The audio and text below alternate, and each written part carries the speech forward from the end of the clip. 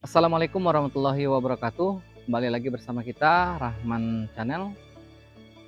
Oke, persahabat semua, kali ini kita sedang berada di salah satu kebun kelapa sawit yang kurang lebih berumur 8 tahun. Pada kesempatan kali ini kita akan sharing berbagi ilmu tentang faktor yang mempengaruhi peningkatan produktivitas kelapa sawit para sahabat tani semua.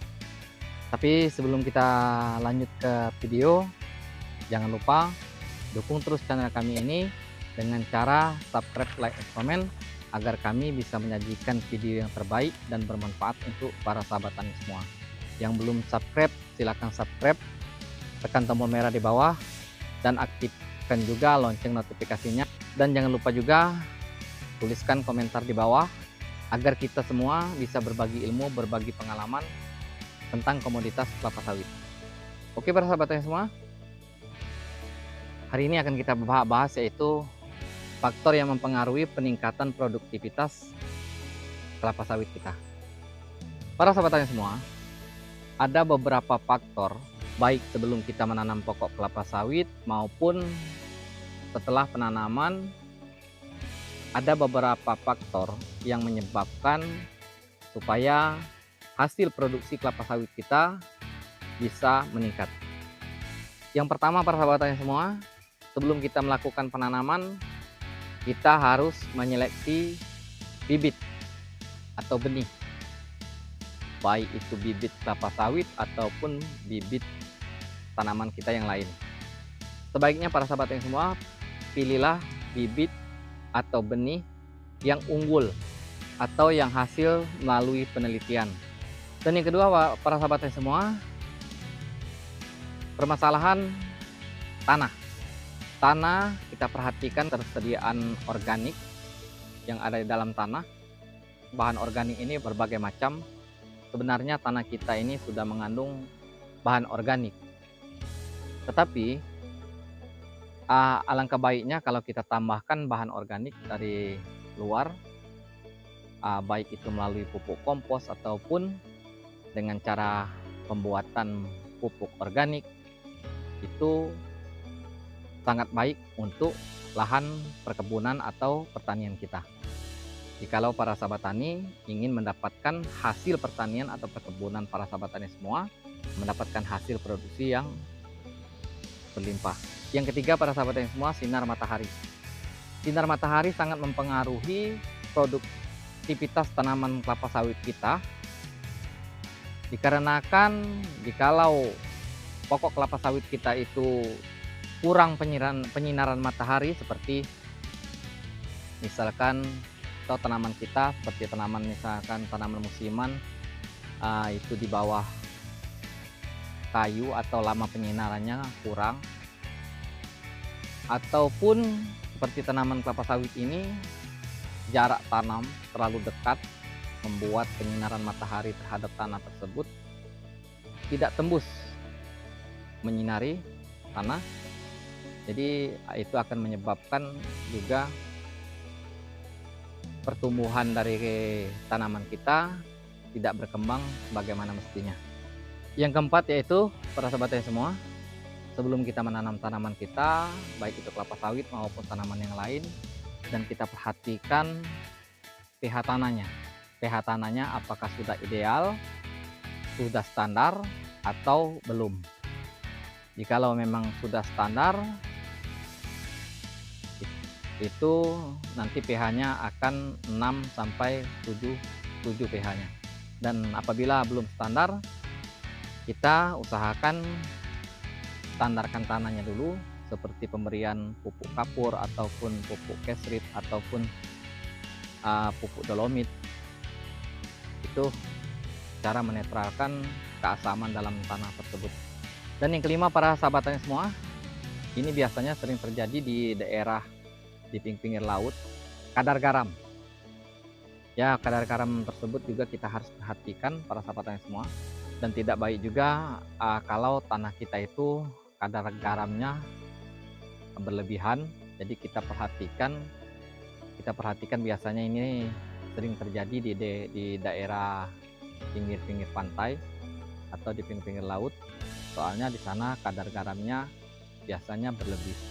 Jadi sangat sulit untuk tanaman, baik itu tanaman musiman ataupun tanaman tahunan, sangat sulit untuk berkembang dengan baik dikarenakan kadar garamnya terlalu tinggi.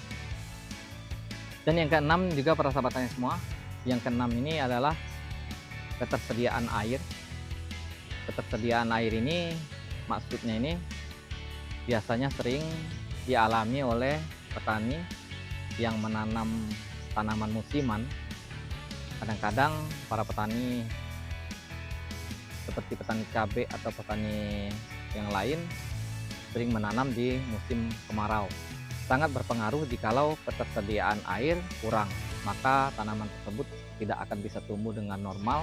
Jikalau penanaman di musim kemarau kita tidak menggunakan perairan buatan, maka diakibatkan kekurangan air tersebut, maka tanaman kita tidak akan tumbuh dengan subur. Tapi kalau untuk pokok kelapa sawit, walaupun di musim kemarau, walaupun di musim penghujan, sebaiknya kita tanam pokok kelapa sawit kita yaitu pada musim penghujan. Dan jikalau di saat musim kemarau, maka pokok kelapa sawit itu sudah tumbuh, tidak mengalami stres yang berkepanjangan. Yang ketujuh para sahabat tani semua, yaitu pupuk. Permasalahan pupuk makro mikro tidak seimbang. Kadang-kadang para sahabat tani semua, kita petani sering melakukan pengaplikasian pupuk, tetapi kita tidak mengenali dulu pokok kelapa sawit kita itu kekurangan unsur hara apa. Diakibatkan kita tidak mengetahui kekurangan unsur hara itu, unsur hara apa yang dibutuhkan oleh kelapa sawit tersebut, makanya setelah kita pengaplikasian pupuk kok tidak ada perubahan dari pupuk, dari kelapa sawit kita, dari tanaman kita, sedangkan kita sudah melakukan pengaplikasian pupuk. Tapi sebaiknya para sahabat tani semua, saran saya, kita kenali dulu kekurangan apa sih tanaman kita tersebut, pokok kelapa sawit kita tersebut, atau tanaman kita yang lain. Jikalau kita sudah mengenali kekurangan dari pokok kelapa sawit kita tersebut, kita aplikasikanlah pupuk yang mengandung unsur hara yang kekurangan dari tanaman kita tersebut. Sebaiknya seperti itu. Yang kedelapan para sahabat tani semua, jarak tanam.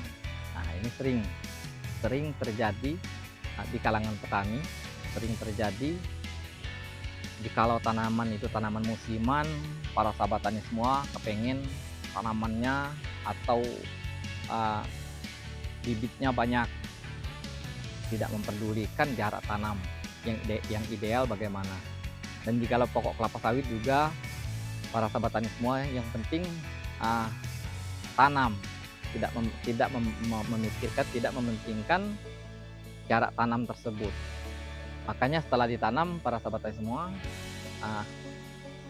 setelah perkembangan, setelah kelapa sawitnya besar, akhirnya apa? Semakin besar semakin kerdil, semakin besar semakin kerdil. Diakibatkan yaitu jarak tanam terlalu dekat, mengakibatkan penyinaran matahari kurang, dan juga pelepah-pelepahnya nanti bertabrakan, akhirnya pelepahnya tegak ke atas, dan itu mengakibatkan produksi kelapa sawit kita berkurang karena dikarenakan buahnya kecil jikalau pelepahnya tegak ke atas. Dan jikalau tanaman-tanaman yang lain seperti tanaman cabai juga nanti perkembangan untuk perkembangan dahan dari pokok dari tanaman cabai kita tersebut nanti tidak berkembang dengan baik. Jikalau jarak tanam terlalu dekat satu dengan yang lainnya. Yang ke-9 para sahabat tani semua, yaitu permasalahan hama. Hama ini para sahabat tani semua, jikalau tanaman kita tanaman musiman, sangat banyak hama yang pengganggu dari tanaman kita tersebut. Itu memang sangat sulit untuk mengendalikan hama tersebut. Tetapi jikalau hama tersebut tidak dikendalikan, maka produksi kita akan gagal. Dan untuk kelapa sawit, para sahabat tani semua, memang tidak terlalu banyak hama pengganggu seperti tanaman musiman. Tapi walaupun hama pengganggu itu tidak terlalu banyak, kita wajib untuk menanggulangi hama tersebut dikarenakan itu bisa menghambat perkembangan pertumbuhan pokok kelapa sawit kita dan juga nanti akan menurunkan hasil produksi dari pokok kelapa sawit kita. Dan yang ke-10 para sahabat tani semua, yaitu gulma. Gulma harus kita perhatikan para sahabat tani semua, karena apalagi tanaman kita baru kita tanam, belum memiliki batang seperti ini. Tanaman kita yang baru kita tanam, kita harus rutin untuk mengendalikan gulma tersebut, dikarenakan itu bisa menghambat pertumbuhan dari pokok kelapa sawit kita dan nanti juga membuat produksi kita nanti akan menurun. Dan yang terakhir para sahabat tani semua, yaitu permasalahan panen. Terkadang di poin yang terakhir ini, setelah kita menanam, merawat, dan saatnya kita menikmati hasil, yaitu memanen buah dari tanaman kita dan tidak mematuhi tata cara memanen yang baik bagaimana. Dan sering kita mengambil pokok kelapa sawit kita, yaitu mengambil buah mentah dari kelapa sawit, dan itu nanti akan mengakibatkan produksi kita juga akan menurun juga, diakibatkan memanen asal-asalan, tidak mematuhi aturan dari budidaya pokok kelapa sawit ataupun tanaman yang lainnya. Oke para sahabat tani semua, mungkin itulah ada beberapa faktor yang bisa saya jelaskan pada kesempatan kali ini untuk meningkatkan produktivitas tanaman perkebunan dan pertanian kita. Mudah-mudahan video ini bermanfaat dan bisa diterapkan di perkebunan para sahabat tani semua. Dan nanti setelah ini kita bahas faktor yang menyebabkan menurunnya produktivitas dari tanaman perkebunan dan pertanian kita. Oke para sahabat tani semua, jangan lupa dukung terus channel kami ini dengan cara subscribe, like, and comment agar kami bisa menyajikan video yang terbaik dan bermanfaat untuk para sahabat tani semua. Saya akhiri, wassalamualaikum warahmatullahi wabarakatuh.